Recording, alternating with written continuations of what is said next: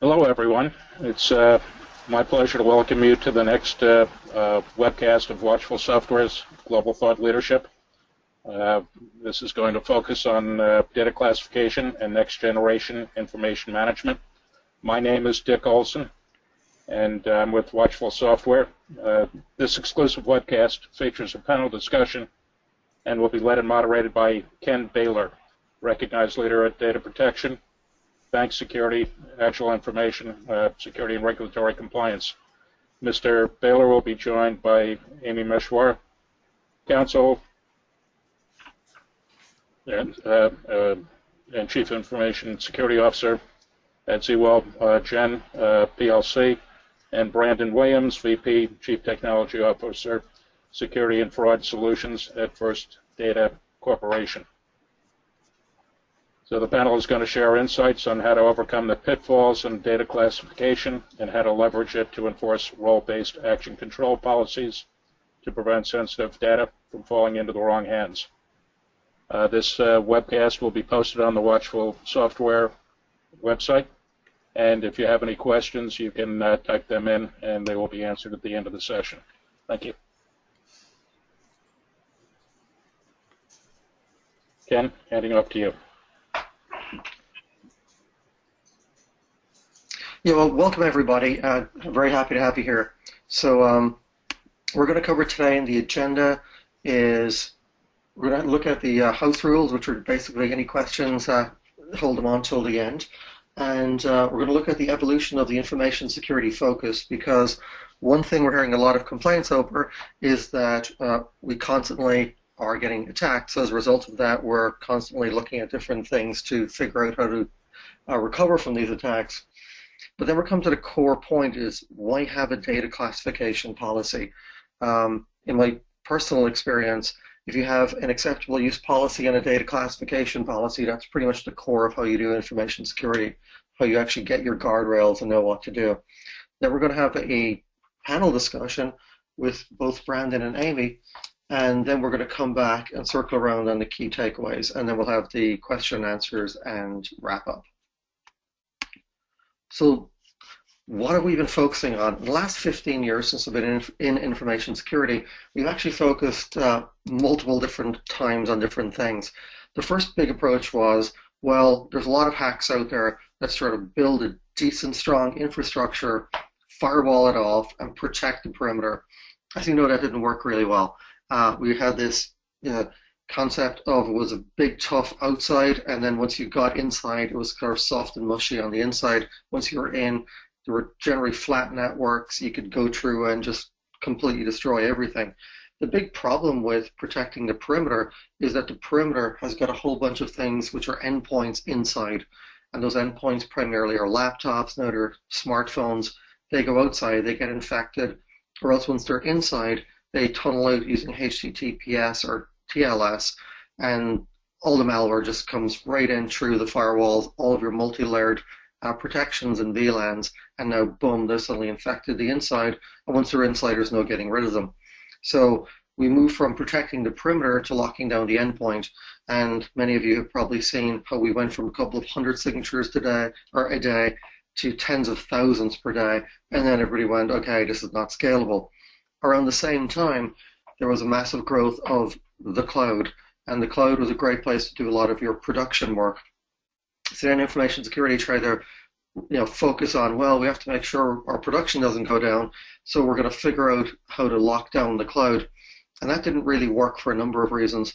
Number one is, to be honest, a lot of information security people don't understand the cloud. We focused on building out machines, whether they're virtual machines, locking them down, hardening them, and if the cloud is under the control of information security people, that would have really worked, but it's not. It's under control of development. So while we'll build out an infrastructure, take months or even years to harden it, they'll just come along with a Puppet or Chef script and boom, rebuild the whole thing in a few minutes. So there's been a massive amount of frustration between information security, which, to be honest, works a lot slower than a DevOps group, and the DevOps group. So then we finally figured out, doesn't really matter, guys, we're focusing on the wrong thing. The main thing we need to protect is the data, wherever the data is. A lot of our data is in the cloud, and all we have to do is wrap a couple of layers of protection around it. But of course, it also requires we know where it is, and how do you find that? Data classification policy. And then the other thing is a lot of our data ends up on laptops and distributed endpoints. And again, how do we protect them? That all comes back to a data classification policy. So our next question, which is we're sort of already getting there, is why have a data classification policy, and what exactly is one? I built probably 15 of them in my career, and they're down to one page. They're generally a nice little spreadsheet which says we're going to break down or classify data according to risk, and we're going to look at things either break it down into 3 parts or 5 parts, with 5 being the riskiest.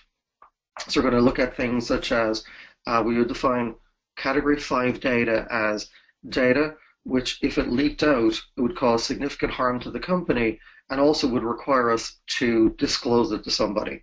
And there are certain legal rules, such as if you have personally identifiable information, health information, or PCI data, and PCI being the credit card data, then you have to disclose that. If you're inside a regulated industry, such as financial services, there may be other rules that you may have to require or inform your regulator, and generally the regulators love to get involved, and once they do get involved, are involved for quite a while.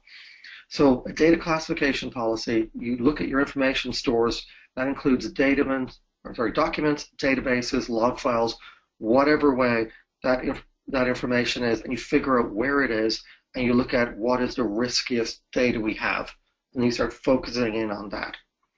And then the risk correlates with mandatory controls. You say, okay, I've got this social securities and driver's license database. Now, what am I going to do about it? Well, in your chart, you should have mandatory controls. You should say, this is the most important type of data, so I'm going to put down a bunch of different controls. And that may include things like multi-factor authentication, so I know everybody is getting in there. Nobody can log in with a generic account. I want a log access. I want, rather than giving it to a very large group of people like engineering, I want to create a very sub-small group, such as engineering, PII access, and there should only be 3 people maybe on that as opposed to 1,000. And we start putting in these layers and layers and controls. And of course, whenever you're looking at implementing those solutions, they tend to be more heavy, and you generally don't want them across your company. So you generally focus on where's my most important data, and that's the ones I'm going to assign the toughest controls on. The next level is generally things like data which, if it leaked, would cause significant harm to the company, but I don't legally have to disclose it. I might choose to. And then generally the third category you'd move into are things such as internal documents like internal email, etc. So the data classification policy prioritizes the security of data and dictates our data handling processes. For example, you may say things like my category 5 data, which is the most dangerous, there's no way I want that even going anywhere near development. There's no way I want that being copied onto a backup database. Everything must be in production. And the highest risk data, as we said, could include the personally identifiable information, personal health information, and the credit card data. And the great thing about this data classification policy, it frees you up from just focusing on production. It's wherever the data flows, which includes, oh yeah, I've got a backup copy that goes on my home personal server, not acceptable under the policy. And the policy gives you that focus of saying what is acceptable and what's not. And we should focus on this highest risk data because whenever we break data into 4 or 5 categories, we always start off with where's the most toughest data, where is it, how do I find it, how do I protect it? And it's only when we've done that category 5 data that we ever look at category 4, that we ever look at category 3. And it's just a smart way of doing it. So one thing actually before we move on to role-based access control is this whole difference between authentication versus authorization. And authentication is who you are, and you generally look at multi-factor authentication to figure out who you are. But then authorization means, okay, I now know who you are, but are you actually allowed to touch this data? And this is where the whole concept of role-based access control comes in. I know who you are, but even with that, should I let you touch my data? And these are the types of factors on this slide that we look at when we're looking at role-based access control. We're going to look at who needs access and how much access do they need. That's an important thing which we're going to come back to in the last point. You look at how sensitive is the data. And again, the more sensitive the data is, the more restrictive you are on the role-based access control, and the fewer people who will make it into the category who can access it. And then you're going to ask, well, what controls are appropriate for the data? This comes straight out of your data classification policy. You know, things like multi-factor access, again, that's an authentication thing. You might say only IP addresses inside the corporate network are allowed in, so you can't access these things from home, you can't use it through Google Drive, and you want to log absolutely everything. And then you look at the access every few months, and you say, okay, should this person, and Branden is on the call, so I'm going to use him as my guinea pig. Sorry, Branden. So we'll say things like, should Branden have access to the credit card data? Well, he's actually changed roles in the last 3 months, so maybe he shouldn't anymore. And the data log audits are very important. For example, Branden joins my company. I say, Branden, you can come in through the door anytime you want. And Branden comes through the door, and I look at the logs, and he's come through the door 4 times today. That's pretty acceptable. But if I look at the logs later on, I see Branden has come through the door 15,000 times today. That's kind of weird. So the idea of if you have a person inside the company and they normally access 4 documents and now suddenly they're doing a whole bunch, a couple of things could have happened. Number one, maybe they synchronize with their laptop. They've got a new laptop. Maybe they shouldn't be synchronizing with their laptop. There's always something you want to get in there. Or maybe something has taken over Branden's credentials and is downloading them. Or we've also had cases of insider threats where Branden is planning on leaving the company and has decided to pull out all the sensitive data. But those data log audits tell you something's up, and you should definitely look into it. So with those things, we're going to basically run into the panel questions. I've already picked on Branden, so now I'm going to ask him a question. Branden, as a Chief Information Security Officer, do you believe that data protection is a compliance level, so pretty low down, a Chief Information Security Officer, so pretty medium, or a board level problem? So that's a great question, Ken, and you know, you can pick on me anytime. It's not a problem at all. So I really think that this is a business and security problem. So I don't really think this is a board level problem, and the reason why is the board should be thinking. I know not all boards are totally functional, but much longer terms and much more strategically. So when the board is at a director level, when they're getting together, they should be focusing on overseeing the management of the company. They should not engage in day-to-day management activities or in micromanagement. And this is something that's been sort of well established in both academic literature and professional literature. But that said, the audit committee is the proper committee that should handle any issues related to information security, risk management, regulatory compliance, all these types of things. And I firmly believe that this is going to fall in that area. So the chair of the audit committee might report out to the board something related to this, but when you talk about something as specific as data classification, it really doesn't have a place for the most part in the board, in those board level discussions. So we've seen the CEO of Target step down, and there's been another couple of those things. How important is it for the CEO?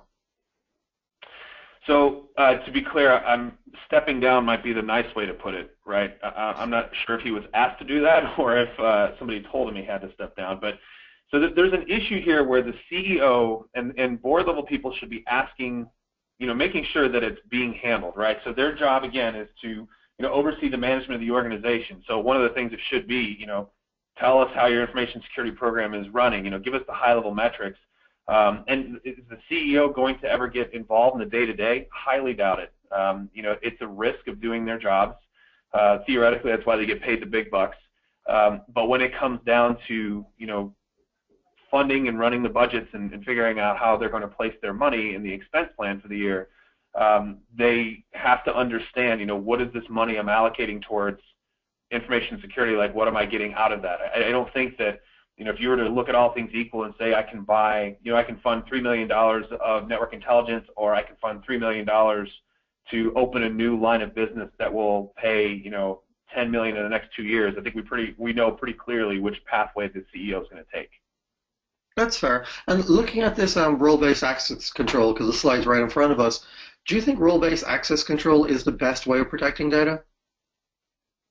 Well, as you mentioned earlier, like it's tough, right? It's one of those things that looks really good on paper, and if you're a small enough company, then it's pretty manageable, and I'm not saying easy, but it's manageable with a limited number of roles.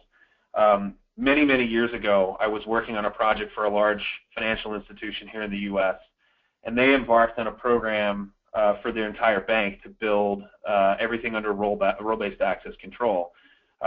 They started, I think, with 800 profiles and ended up with well over 2,000 just because of how things were being built and some of the constraints in the organization. It makes sense on paper because theoretically, a piece of data, once it's been categorized and classified, that information about that piece of data, the metadata, if you will, should sort of follow it around throughout the organization.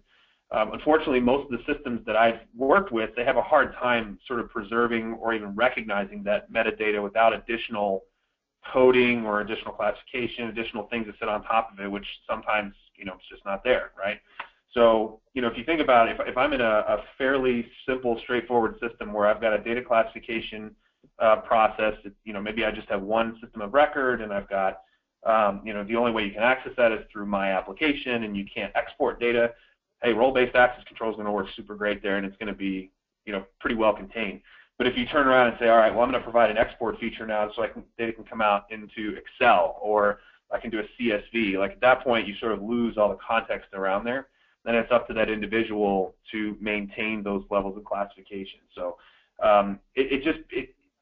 again, it's something that looks really good on paper. I think it can be implemented in many situations, but just like anything related to technology and security, just proclaiming that this is the one thing that makes it work and will work in perpetuity is sort of a foolish thing to do. So lots of planning involved too. And speaking of planning, question for you. Does data security drive architectural security? In other words, when we're building things out, or is it more data-centric, or is it a classical, let's do a couple of VLANs and just stick it all together? So is that data classification or architecture to protect the documents, is that driving the architecture, or should it? That's a really great question. The way I'll answer that is let's take a trip back in the wayback machine. So, before computer networks were super, super complex, they tended to be fairly simple, right? You usually had, one way in and out. Everybody was present. You didn't have remote access for the most part, some exceptions. And, you had a LAN and you had, people had to be physically plugged in, right? And networks are a little bit different now. And even in those days, like I can remember I worked for a startup in the late 90s, and we had this guy that would come down. He was like, I guess his goal was to ruin everybody's weekend, because Friday around lunchtime he would come down and say, hey, are we ready for the launch on Monday? And we're like, what launch? What are you talking about? He said, oh, these flyers are going out. We just want to hand them to the mail person today, and it's got this new offer code and these 7 things that have to be coded into the system. So it's like, oh, great. So now this huge plan I had of graciously growing my network over the next 12 years is sort of thrown out because this one guy threw a monkey wrench in everything, and now I've got to line up new equipment and new other things and new applications to make things work. So I tend to think that it's much more of a reactive scenario. So the business strategy in a lot of cases is reactive. Competitors do things in the market and we have to react to them, right? Which means that IT is typically reactive because something goes down or we have a new facility. Legal is typically reactive. External forces tend to drive a lot of what legal does. And of course, then security is reactive, right? So everything we do in business has some element of reactivity to it. And so, unintentionally, data security can potentially drive that architectural security, because you may end up with some data that you didn't expect from some business process that you weren't aware of that now has worked its way into a non-regulated environment that has to have some sort of level of cleanup. I think probably one of the biggest examples of that nowadays is companies deciding that they want to explore and play with Hadoop. So they'll build some clusters, they get their interfaces set up, and all of a sudden they start dumping data to it without realizing that once you dump data into Hadoop, it's almost impossible to add security controls and things around it without third-party assistance. So it's probably a current, version of like, hey, just dump a bunch of data in there. We'll stick some data scientists on it, not really understanding what the impact of that is from a regulatory and compliance perspective. Yeah, I think where you're going, Branden, is you're saying that, we're constantly in this reactive mode. We never kind of, in a lot of cases, we don't get back to strategic mode, which is doing it right. And as a result, we have problems. And speaking of these problems, I think I'm going to pull in Amy at this point. And Amy, you've got a lot of experience of dealing with people who've had code issues. And I believe one of the first things you do is you tell them first thing is do a data inventory, figure out where all your data is. Do you have any tricks for how to do a data inventory? Yeah, of course. And I also want to step back and dovetail a little bit to what Branden was talking about initially about letting IT audit take the course of the reins when you internally have to figure out a data classification policy. You should also make sure that IT audit leads with legal, just because those are the two organizations that work hand in hand when you do develop data classification. But in terms of functionally, how do companies get this done? And I hear, I have Fortune 500 clients to startups, and I hear from a wide variety of large companies of how can we ever get a handle on what data that we have and where that data is going, given that we don't have an environment anymore where it's simply a moat. We have our vendors, we have cloud service providers, we have data that's fungible and nearly everywhere. So there's just a little list that I have when I'm telling my clients to conduct a data inventory. First of all, a data inventory is not a mere systems list or a network map. It should be an overlay of data over systems, clouds, and vendor stores. Now, that may mean that you have to take your network map and go through an inventory, schedule out an inventory each of your business departments to truly understand where data lies within your organization. So that's really mapping data and business processes over a systems environment. Now, there are a wide variety of vendors that can help you with those different inventories at each department level. But from my personal experience, and which includes breach experience, the clients who don't understand the business processes in addition to the systems environment really do not have a true picture of organizational risk. So we do want you to conduct those interviews and really, conduct those interviews and schedule them out, plot them across the calendar, and really commit to that schedule. Because the companies that set expectations regarding how they're going to conduct the business inventory process are the ones that don't get halfway between the process and they're never able to finish their inventory. The last point that I have regarding data inventory is that, like many things in information security, this is a continuous process. So, as you're scheduling data inventories with each of your departments, let them know that, and let them know that you're going to have checkup interviews on an annual basis. So you're constantly keeping abreast of the new data, the new business processes, the new program cycle. And really those interviews become with the business departments, become a second check on your program management and also your change management policies, where perhaps you might have missed a business or systems process that IT didn't let you know about. So this ends up becoming a wonderful organizational control in addition to a fruitful data asset inventory. Hope that's helpful. Yes, it is. And you mentioned you worked with startups and Fortune 500 companies. Can you kind of differentiate how their approaches to data security, or where they diverge? Oh, sure. And every organization is truthfully different. So I don't think they necessarily break down into the big guys do this and the small guys do this. If I were to break them down, it's really the security cognizant the security terrified, and the security clueless. Our security cognizant organizations, both big and small, all have developed policy, and usually the pitfalls that they're running into are organizational tweaks as to how to operationalize their policy and how to choose items that can be automated in a smart way. And that first kind of security cognizant category, I'd also kind of break those down between those that have, kind of the million-plus security budget versus those that are much smaller organizations.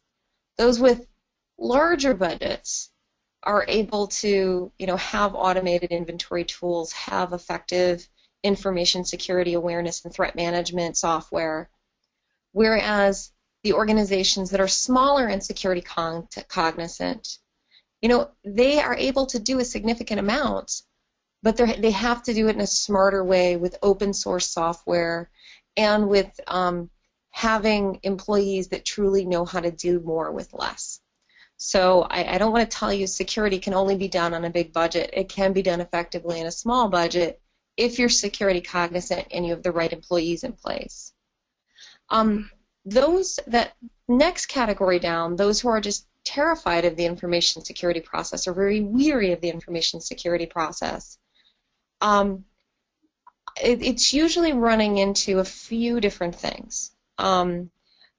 Organizational politics, it doesn't matter where you are, what company you're working with. Oftentimes security becomes a bit of an organizational battle because no one knows which member in the organization is necessarily doing it well. So making sure that you have good organizational communications, good team building before you engage in information security, so it's the people before the technology, is always extremely important. Also with kind of that very security-weary, security-scared crowd, it's coaching them to understanding the limitations of the software and processes they have in place. So, I also want, clients of mine and non-clients of mine to really make sure that you grill those vendors and you understand what they do for you and they don't do for you. And you may find that there are information security items that are gap areas as well as just good operational IT areas that your vendors aren't handling that you think they should be handling. The most important topic that I run into there is backups. And then lastly, those who really aren't sophisticated whatsoever and are coming to security for the first time are usually brought to security by an external event, either be it an information security breach, significant audits from their clients and the concern of losing customers, or they want to do business with a financial service company, an energy company, an education company, telecommunications, one of those regulated service areas where they quickly find that unless they become security cognizant, they really won't be as successful as they want to be in the marketplace. And usually those companies that come to us are very motivated to remediate for speed. And what we encourage them in this process is to be more strategic, as both you and Branden were emphasizing, and know that from the moment that you become security aware to developing a more mature policy and more mature implementation of that policy, that could be a few-year endeavor. So, you want these companies, you can't all of a sudden do business with a financial services institution, and you can't all of a sudden do business with a telecom company. You have to set the internal expectation that, we're in a year to 18 months or 2 to 3 years, depending upon what your organization looks like and how developed you are already and how well you communicate internally. You really have to set the expectations regarding your security review and giving your organization the time to set up an appropriate review process. Great.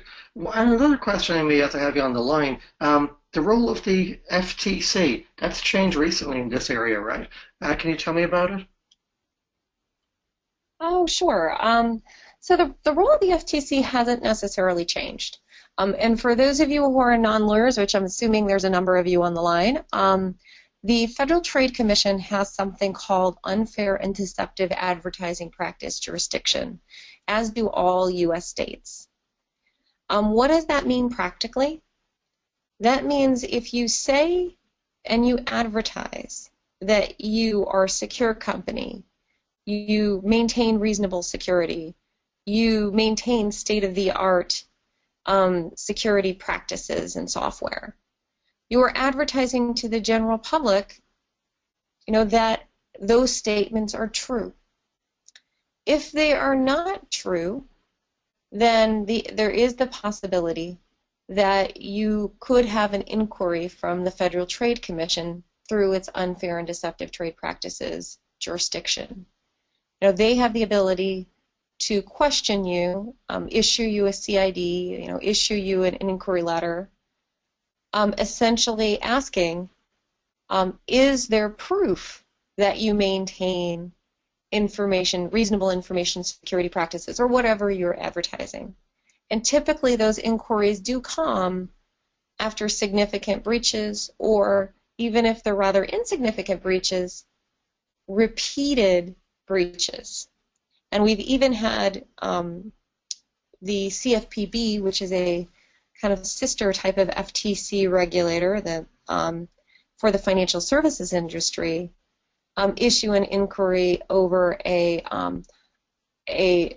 company that did not have a breach. So I want you to think about that the FTC has jurisdiction over you, pre or post breach.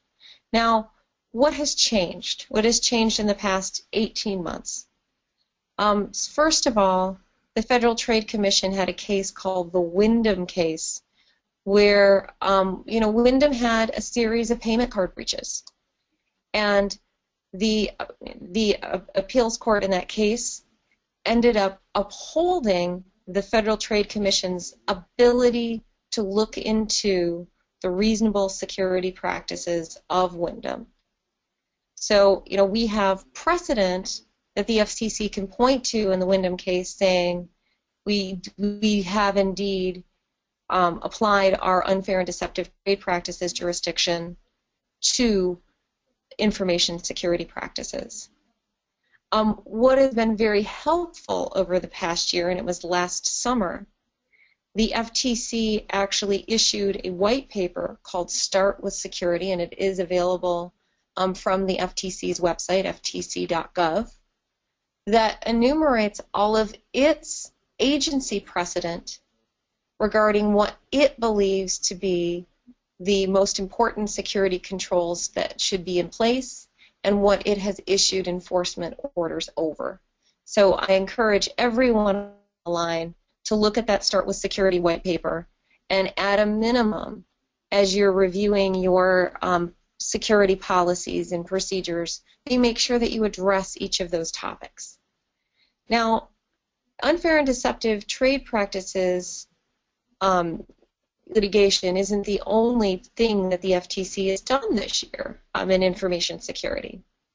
They also issued an inquiry to all of the major providers of PFI services. Those are forensics investigators who deal with payment cards, and they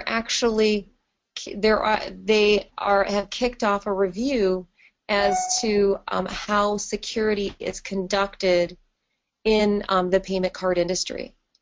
So, it's important to see that, the FTC is looking at individual companies, but, one thing that the FTC also does that's not unique of regulatory agencies, but an MO of regulatory agencies, is they look for organizations that appear like a bottleneck as to how they can control compliance for the rest of the industry. The PFI community and the payment card industry appeared to be one of those bottlenecks for the FTC. And my apologies, some of those were both PFI and QSA companies. But there are other entities that could be very similar as the FTC is reviewing data security practices. So, very common vendors that everybody is looking at. If you are a compliance or a security review vendor. So we want you to be concerned about the Federal Trade Commission on a level of, your own individual companies, making sure that you're doing what you say you are doing and you're promoting to the outside public, and you're doing that internally. And we also want to make sure is if you as a company could be seen as a means to regulate the compliance of multiple companies, that you really take a measured look at your security, because know that you're a bigger target than a company that only has to worry about itself. And know that, not just the FTC, many regulatory agencies are looking into information security. And most notably what happened just a few months ago, the California Attorney General issued its breach report and even issued the SANS CIS critical controls, the top 20, as the standard for reasonableness in the state. So the FTC is active, the states are active, and there's even federal agencies that are active. So this is a hot area that we really want you interfacing with legal and making sure that legal understands the compliance program and its true status in order to keep the company out of hot water with information security. Great, thank you. And I want to actually go back to Branden, because we've talked about this idea of all your data being stolen. But I mean, what's the, what's the worst that could happen? Branden, can you tell me about some of the marketplaces on the deep web and what happens to data? Yeah, so let's take a step back. So really what the criminals and the bad guys are doing are trying to convert this stuff to cash any way that they can. We see a lot of these underground markets where people are selling exploits in the sense of like a 0-day, where in fact there was a Windows one that just went for I think $90,000. That was the original asking price. So a government or a criminal organization could buy this set of code, write a further exploit, and then take over a victim's machine. From a data perspective, credit card data has really started to lose its value. Especially even full magstripe data as we start to move towards EMV. Credentials are really picking up in value. So, and I think part of the reason why is that many of our credentials today are tied to some sort of financial instrument. So my favorite stories are StubHub and Uber both had credential breaches occurred where a criminal organization was able to take over some accounts that did not belong to them, and either do free Uber rides where they just, say they have two phones, one with the customer, one with their Uber driver, say I want to drive, I want to ride, whatever, and they drive around Manhattan a couple times and, next thing you know is $400 down the drain. Or the StubHub one, which is, they would go find a show in a particular city that was a pretty good show, then a couple hours before the show would go, they'd buy a bunch of tickets online, print them all out, go down and scalp them right there at the venue. So, it's kind of interesting looking at how those credentials work, but essentially either the data itself has some value, so it's going to be posted to one of these underground or deep web or dark web websites, usually behind a password, and somebody will connect and buy. The cool thing, so one of the things about these guys is that they're really service oriented, so it's a business for them. Sometimes you'll see like, hey, we guarantee X% acceptance rate, and they'll even replace credit cards that have been already found to be turned off or the authorizations are not working. So that typically that's where that data is moving, and it's difficult for the good guys to see it in a lot of cases because we have to coerce our ways into these forums in order to be able to see what's being traded. Sounds like you're getting better customer service than many of the Fortune 500s, but let's not go there for the moment. One question I have is about the main thing is if you can find good quality data that is not properly protected, it's much easier to steal. And my question goes on, there's been a lot of cloud and there's been a lot of proliferation and copying of databases because now it's a couple of clicks away as opposed to buying a bunch of hardware and setting it up. Are you seeing that data proliferation on the cloud could potentially introduce new avenues of data stealing? Well, it already has introduced those avenues, but partially just because data ends up there that people don't really realize is there, or they're not really sure of the security, or just like the IT example I gave before, you may have built a proof of concept application on top of AWS to showcase some new product line, and all of a sudden that becomes production because it's the closest thing that you'll have to getting to market quickly. So I think just like with any technology, understanding how it works, understanding how data gets in and out is really important, and then protecting the data while it's there.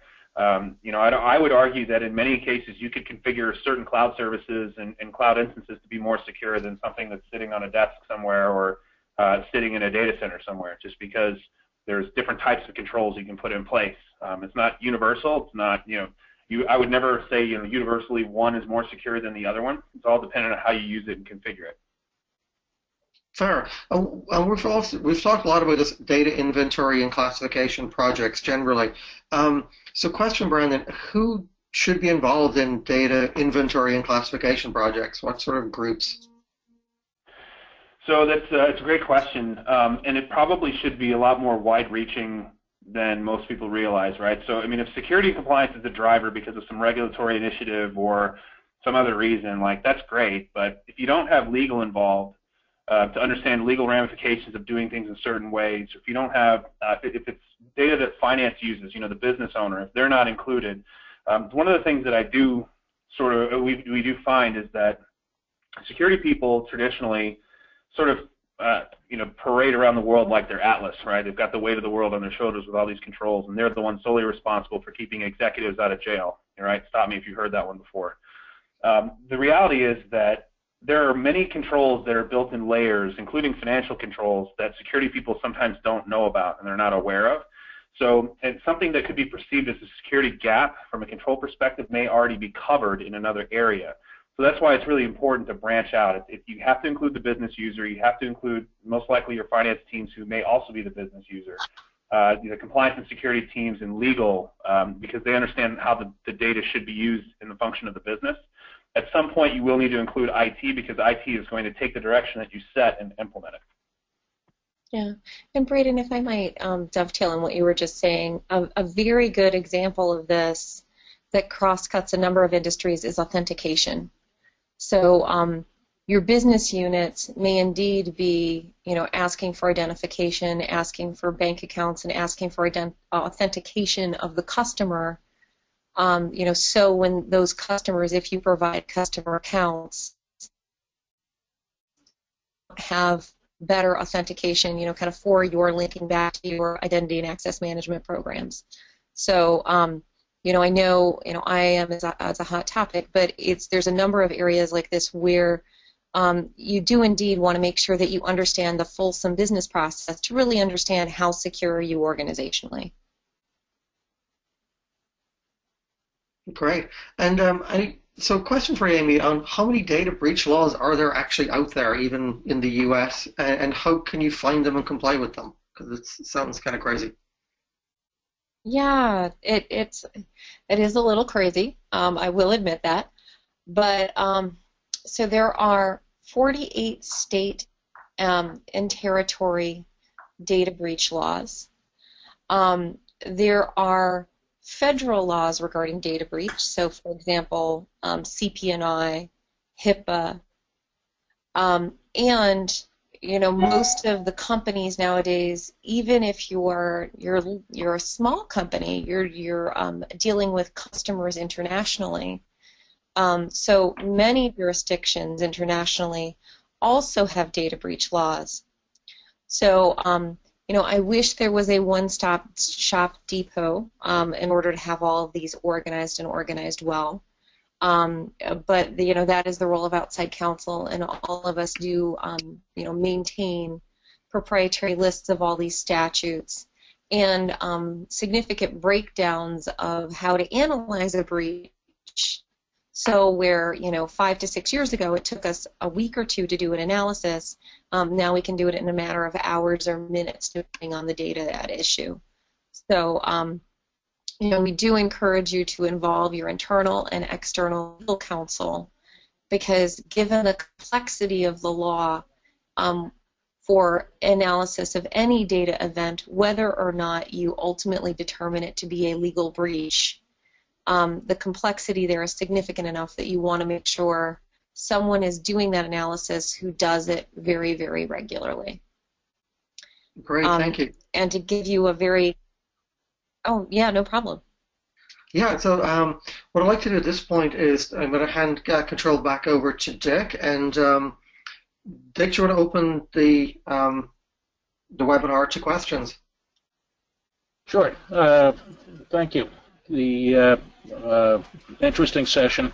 If anyone has any questions, we would ask that you submit them at this point in time. We've got a great panel, and it's a wealth of information here. And I'm not seeing any questions at this point. All right, so we'll plot along then. So just to kind of summarize where we are, data classification, it is a great way to prioritize security focus rather than, hey, this is the newest cool tool and this are some awesome blinky lights and everybody's talking about X. Data classification is probably the smartest way to run security. Start off with figuring out what's your biggest risks, and how do you figure that out is where's your most egregious data, and go protect it. And data classification should guide network and security architecture, unless, as Branden said, you've got everybody knocking at your door, which in security, to be honest, you generally do, because as you know, there are 15 open jobs for every single security person in the country. You're probably going to live a little bit crazier. If, however, you can sort of carve some time away when you are designing networks, try and make it data-centric. It'll save you a lot of grief in the long run, and involve you being in charge of your destiny as opposed to some outsourced lawyers and data forensics people. You should focus on the highest risk data with role-based access control, logging, and encryption, so making sure that nobody can get to it, or even if they can get to it, it's pretty much junk at the end. And from a board perspective, there is a new push for data classification, not necessarily to get involved in it day-to-day control, but it's just such a high risk, and that the SEC is looking at it, they want to make sure it's being done. So I'd like to thank the panelists, Branden and Amy, and this is Ken Baylor signing off. Thank you. Thank you, Ken.